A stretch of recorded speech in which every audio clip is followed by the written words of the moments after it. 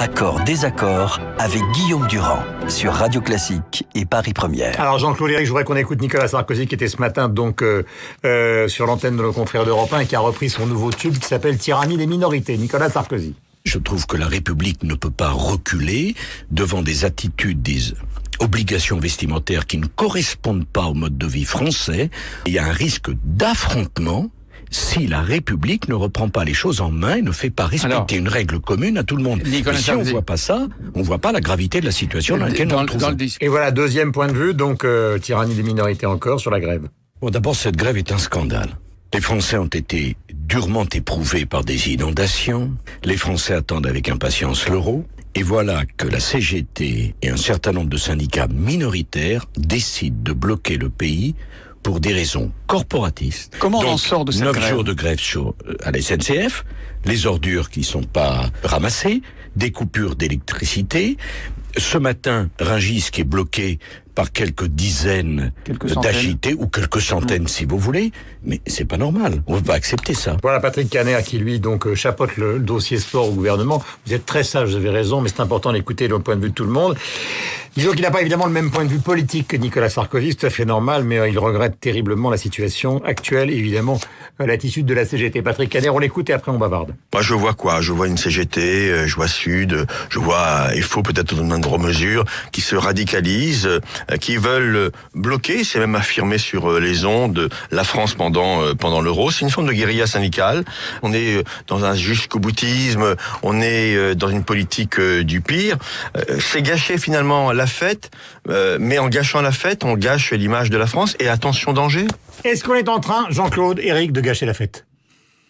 C'est vrai que c'est toujours ça. Ne soyez pas timide, Éric. Avant un grand événement, on a le don quand même pour tout bloquer, pour mettre un peu le bordel.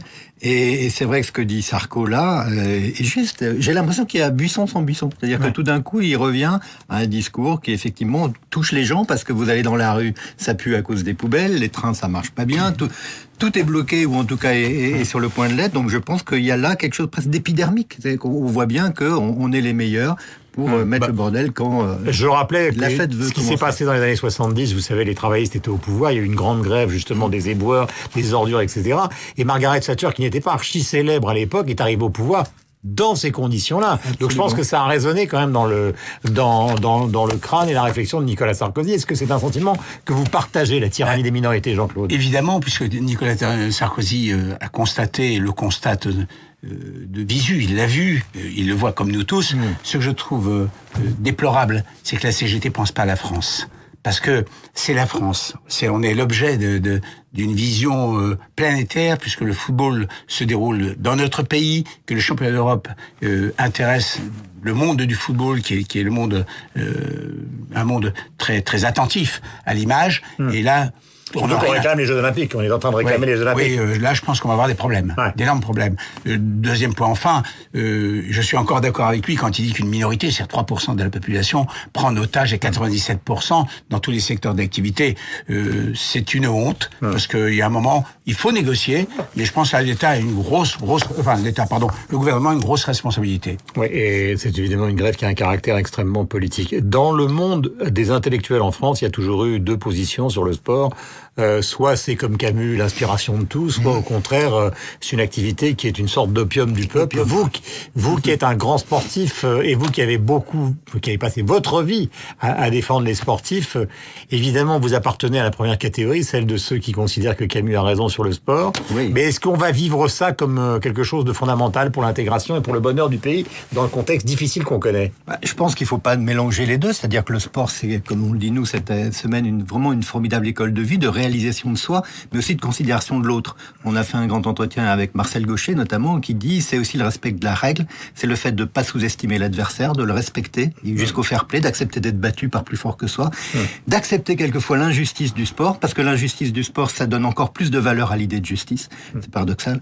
Donc, c'est vrai que pour moi, je ne fais la part des choses entre le sport et ses valeurs, et puis le contexte dans lequel il arrive. Il y a malgré tout il va y avoir des matchs, il va y avoir du jeu. Et le mot jouer, c'est tellement important dans nos vies. On ne joue pas, on ne joue jamais. On est toujours dans quelque chose qui est l'anti-jeu, justement.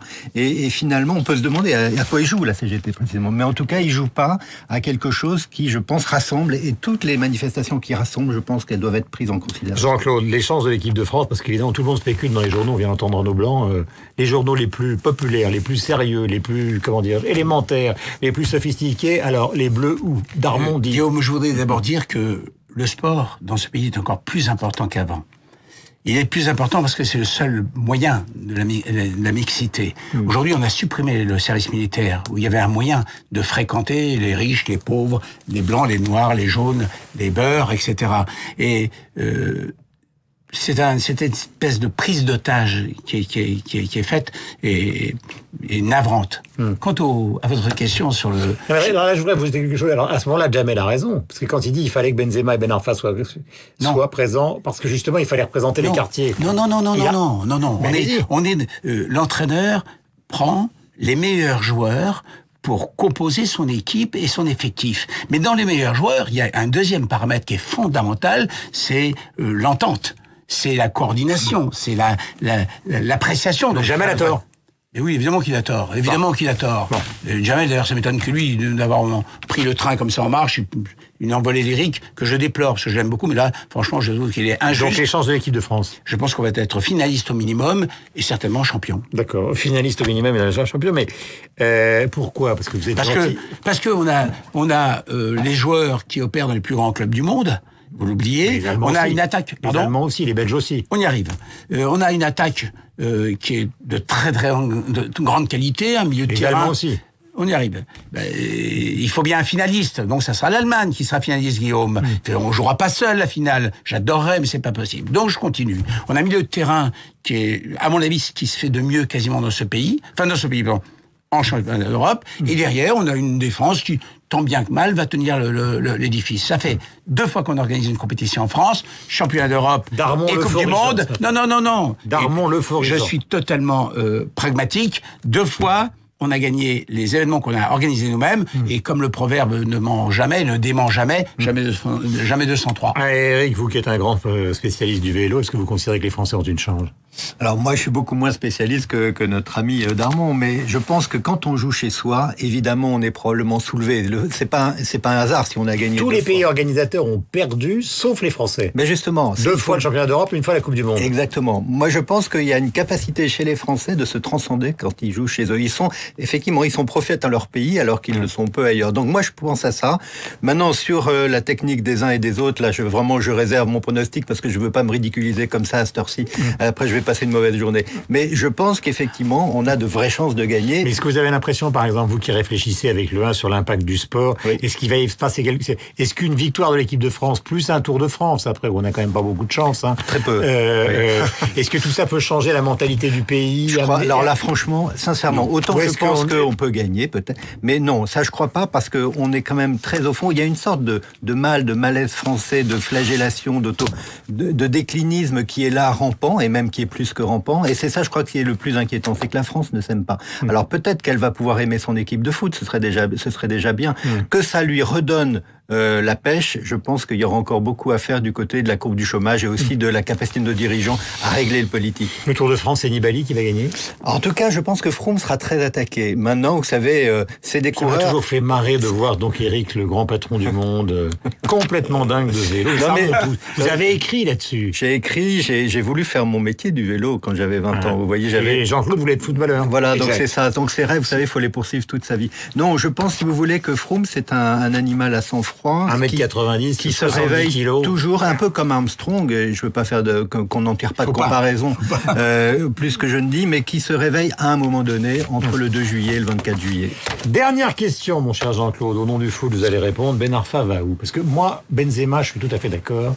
Pour des raisons qui n'ont aucun rapport avec ce qu'il est, mais avec cette histoire de sextape, c'est tout à fait normal qu'on l'emmène pas dans une compétition où il va falloir qu'il réponde tout le temps aux journalistes. Mais Ben Arfa, c'est plus mystérieux quand même. Est-ce que Ben Arfa, vraiment, il fallait pas le prendre? Je répète ce que j'ai dit tout à l'heure. Le seul qui est capable de décider... C'est un génie, Ben Arfa. Oui, mais je pense honnêtement que c'est un des meilleurs joueurs qui opère actuellement en Europe à ce poste. Ouais. Sauf que il faut qu'il y ait une entente, il faut qu'il y ait une coordination, il faut qu'il y ait une espèce d'appréciation des autres. Il y a un groupe, c'est un groupe, c'est pas un seul joueur, c'est pas un sport individuel, c'est pas un cycliste, un boxeur, etc.